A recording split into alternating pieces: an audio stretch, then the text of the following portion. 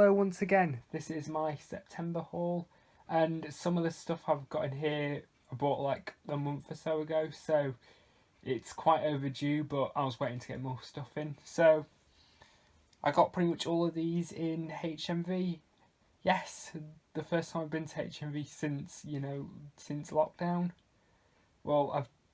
This consists of 2 HMV trips. I don't really consider this post-lockdown because we've still got all those bloody restrictions everywhere, social distancing, the GIMP masks. But what I'd consider like properly post-lockdown is when they finally realise that the people being hospitalised and the death rate aren't increasing, so they might as well just realise it's not the coronavirus isn't the killer it once was and just let us go. But hey ho, who am I to judge? Anyway, so we'll start off with these are all TV shows sets, by the way. And we'll start off with one I didn't buy in HMV. This is one I actually pre-ordered. And it is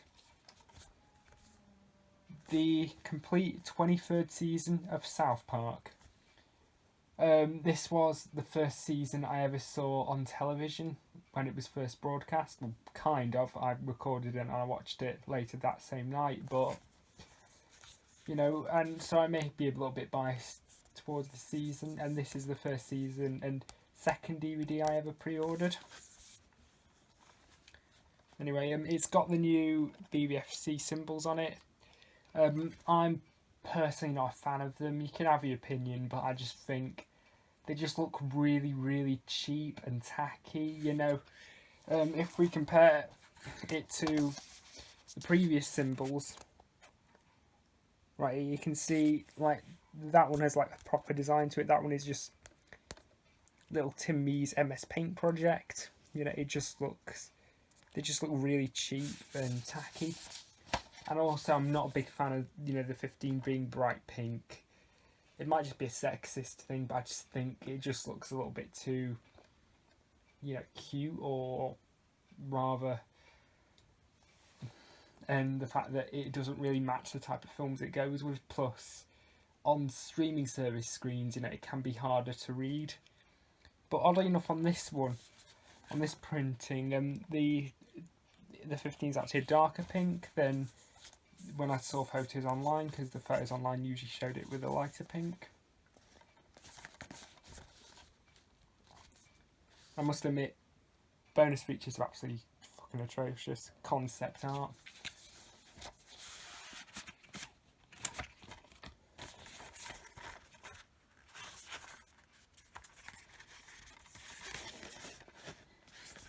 Yes, Jesus and Santa's not okay right there.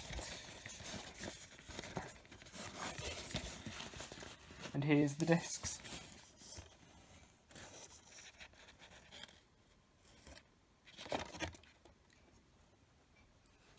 Yeah, so overall I'd say this is a good season, and it's not the best season, I'd say the best season is probably season 6, maybe season 8, but for the more recent seasons, this is one of the best ones, along with 22.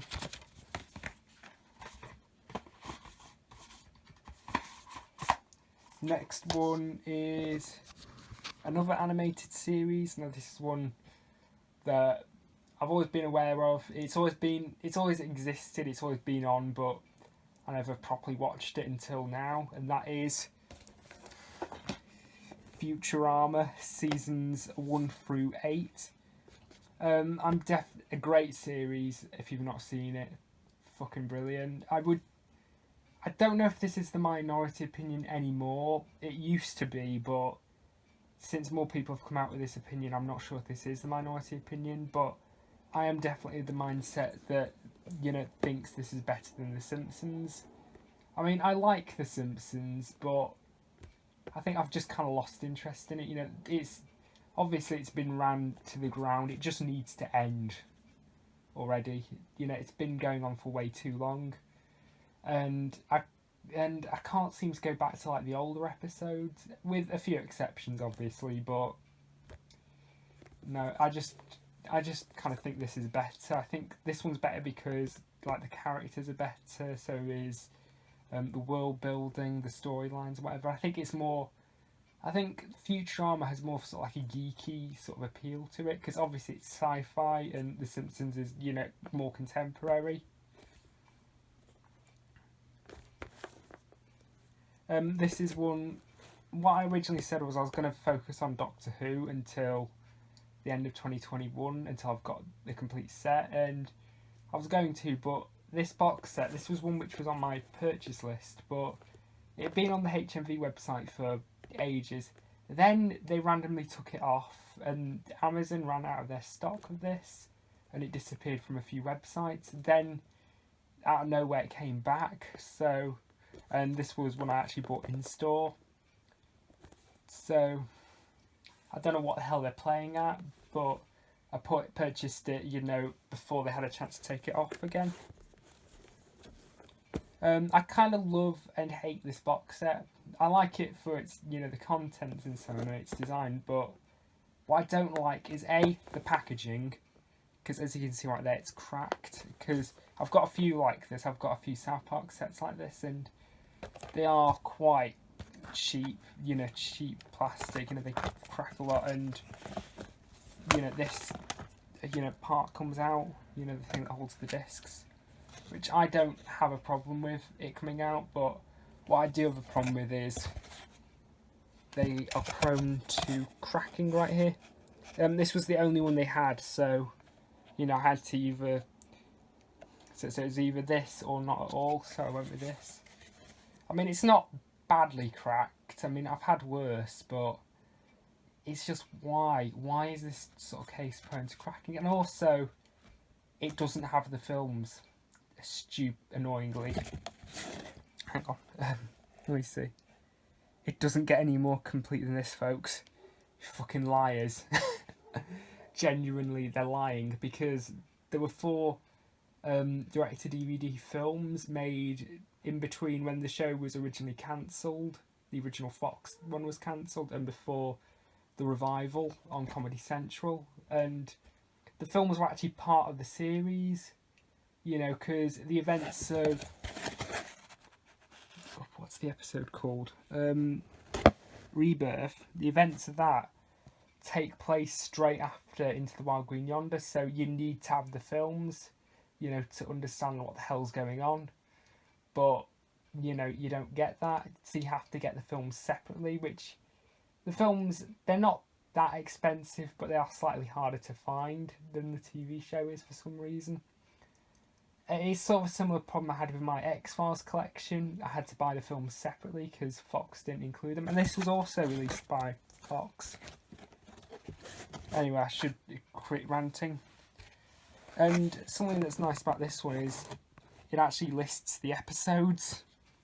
It doesn't list the bonus features, unfortunately, but it lists the episodes, which, you know, is easy because with my South Park box sets, with the only exception being the individual seasons, yeah, I had to print off lists of the episodes because they didn't include episode guides.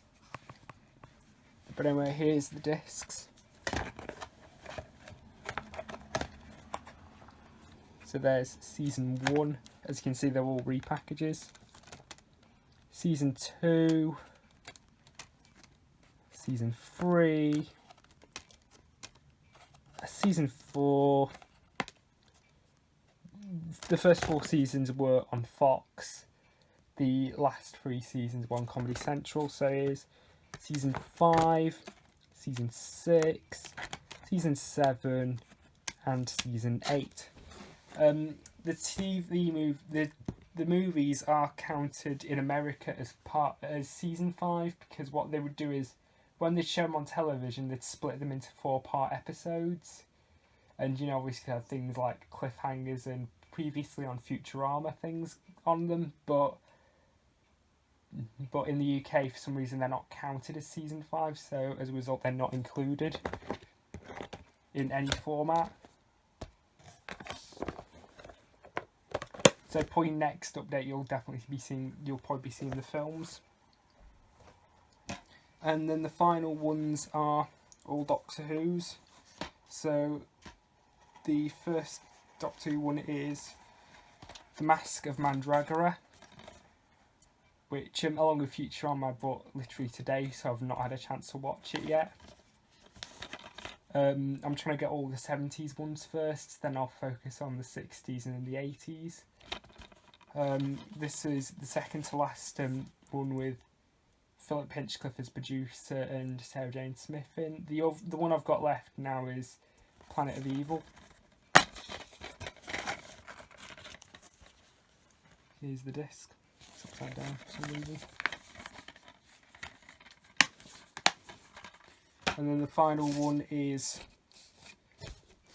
Doctor Who K9 Tales. This is the first ever purchase I made in HMV sort of post-lockdown. This one includes The Invisible Enemy and K9 and Company, also known as K9 and Company, A Girl's Best Friend. The Invisible Enemy was the first one to have K9, and I'd say it's a good story. It's not a masterpiece, but you know, for what it is, especially during the Graham Williams era, this one is definitely a good one. It's definitely an enjoyable one to watch. Here's the disc. And here's K9 and Company, which, if you're not aware of what this was an attempt to do that's odd, the face recognition thing is picked up, even though it doesn't normally do that. But anyway, this was their failed attempt to do a Doctor Who spin-off in the early 80s. Yes, this was before, you know, Torchwood, the Sarah Jane Adventures. This was sort of like Sarah Jane Adventures before the Sarah Jane Adventures. It's not great. It's watchable. It's not terrible, but it's not that good either. I'd say watch it if you're a completist, but don't expect anything. Don't expect much from it. Here's the disc, and also this one has a double-sided sleeve, so you can flip it inside out, and it better matches the main collection.